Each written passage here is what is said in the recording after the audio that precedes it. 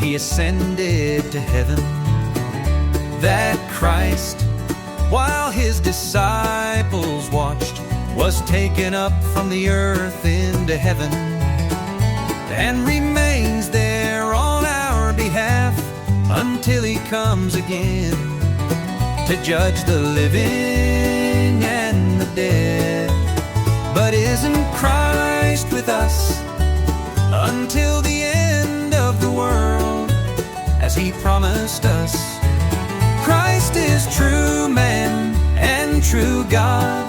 In his human nature, Christ is not now on earth, but in his divinity, majesty, grace, and spirit, he is never absent from us. If his humanity is not present, wherever his divinity is, then aren't the two natures of Christ separated from each other?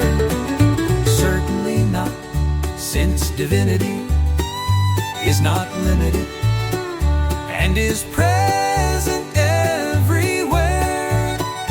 It is evident that Christ's divinity is surely beyond the bounds of the humanity that has been taken on.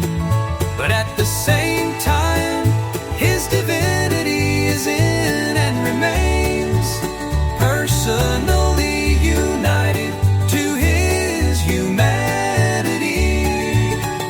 How does Christ's ascension to heaven benefit us? First, he is our advocate in heaven, in the presence of his Father. Second, we have our own flesh in heaven, as a sure pledge that Christ our head will also take us, his members, up to himself.